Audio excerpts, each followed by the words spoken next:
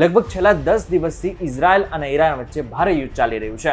ગયા અઠવાડિયે મંગળવારે ઈરાને 180 મિસાઇલથી ઇઝરાયલ ઉપર હુમલો કરી નાખ્યો, પરંતુ અમુક જ એવી મિસાઇલ હતી કે જે ઇઝરાયલની ધરતી પર પહોંચી શકી. બાકીની બધી જ મિસાઇલો હવામાં જ ગાયબ થઈ ગઈ. એટલે કે ઇઝરાયલની એક સિસ્ટમ છે કે જેને આ બધી જ મિસાઇલને નાશ કરી નાખી હવામાં જ. તો આ સિસ્ટમ કઈ છે? સિસ્ટમ છે આયરન ડોમની સિસ્ટમ. આ નામ તમે ઘણી બધી વખત સાંભળી લીધું હશે, પરંતુ આ કેવી રીતના કામ કરે છે અને આ સાથે જ શું ભારત પાસે આવી સિસ્ટમ છે કે નહીં, જાણીશું આજના વિડીયોમાં.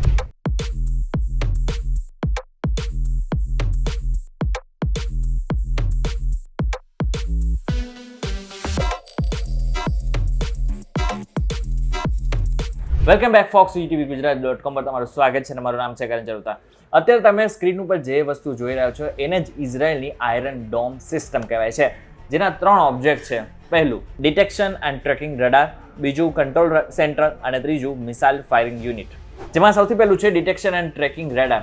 સૌથી પહેલાં તો આ જે સિસ્ટમ છે આયરન ડોમની સિસ્ટમ છે ને, એ ક્યાંથી મિસાઇલ આવી રહી છે અને કઈ બાજુથી આવી રહી છે, એની રેન્જ કેટલી હોઈ શકે એ બધું જ ટ્રેક કરવાનું કામ કરે છે. બીજું છે કંટ્રોલ સેન્ટર. હવે આ જે બીજો ઓબ્જેક્ટ છે ને એ સમજવા જેવું છે, કારણ કે જે પણ દુશ્મન તરફથી મિસાઇલ આવી રહી છે એ કઈ જગ્યા ઉપર પડી રહી છે.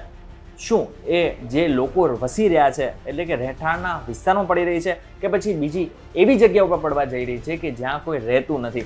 હવે જો જ્યાં કોઈ રહેતું જ નથી એવી જગ્યા ઉપર જો મિસાઇલ પડવાની હોય તો આ જે સિસ્ટમ છે, આ જે આયરન ડોમની સિસ્ટમ છે એ બંધ કરી નાખે છે. પરંતુ એવી જગ્યા ઉપર આ મિસાઇલ પડવાની હોય કે જ્યાં લોકો રહે છે તો સિસ્ટમ એક્ટિવ થઈ જાય છે.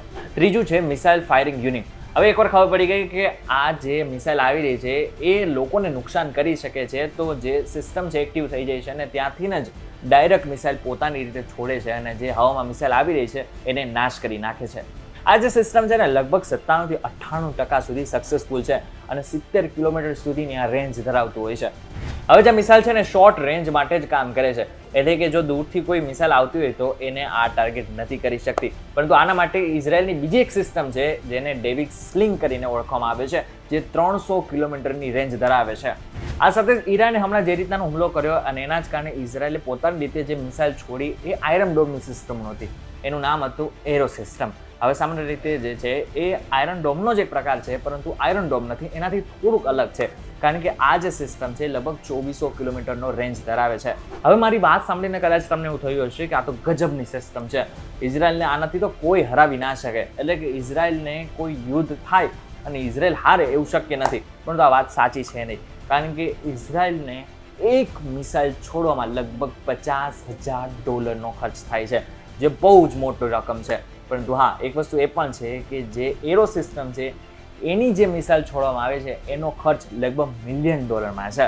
પરંતુ આની સાથે સાથે બીજી વસ્તુ પણ મહત્વની છે કે ઇઝરાયલની સાથે અમેરિકા અને આની સાથે સાથે કેટલાય મોટા એવા દેશો છે કે જે એમની પડખે ઊભા છે. આ સાથે જ ઇઝરાયલનું જે સંરક્ષણ બજેટ છે એ પણ ઘણું મોટું છે. એટલા માટે થઈને સામાન્ય રીતે કોઈ પણ બીજા દેશ ઇઝરાયલ ઉપર હુમલો કરવાનું વિચારતા પણ નથી. હવે આ તો વાત થઈ ઇઝરાયલ અને ઈરાનની, પરંતુ હવે વાત કરી લઈ આપણા ભારતની.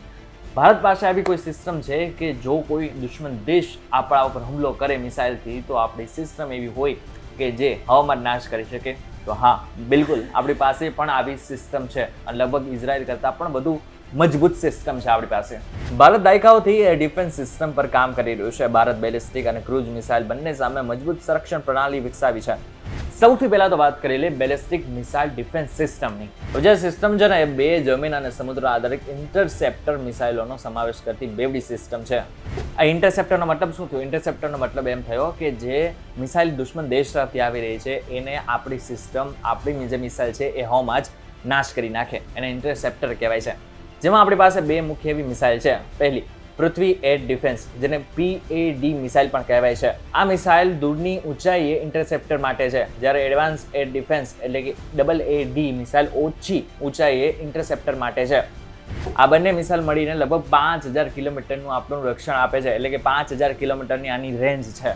હવે આપણે એક એવી સિસ્ટમની વાત કરીએ, એક એવી મિસાઇલની વાત કરીએ કે જે ગજબની છે અને જે રશિયા જેવા મોટા મોટા દેશો પાસે પણ છે અને હવે આગળના સમયમાં આપણી પાસે પણ ભરપૂર માત્રામાં છે.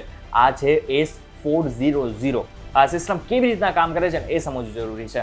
S-400 ને વિશ્વની સૌથી શક્તિશાળી એર ડિફેન્સ સિસ્ટમમાંની એક ગણવામાં આવે છે. S-400 એ એન્ટી એક્સેસ અને એરિયા ડિનાયલ ક્ષેત્રમાં ખૂબ જ અસરકારક માનવામાં આવે છે. અને આ જે સિસ્ટમ છે ને એ ના માત્ર હવામાંથી પરંતુ સમુદ્રમાંથી અથવા તો જમીન ઉપરથી ક્યારેય પણ કોઈ પણ પ્રકારની મિસાઇલ છોડવામાં આવે છે ને તો તરત જ આને ડિટેન કરી નાખે છે અને આની સાથે સાથે એને હવામાં જ નાશ કરી નાખે છે. ત્યારે એવું નથી કે માત્ર ઇઝરાયલ પાસે જ આવી કોઈ આયરન ડોમ જેવી સિસ્ટમ છે, આપણી પાસે પણ છે, બસ નામ ખાલી અલગ અલગ છે. એટલા માટે થઈને ભારતના દુશ્મન ઘણા બધા છે, જેમ કે ચીન અને પાકિસ્તાન.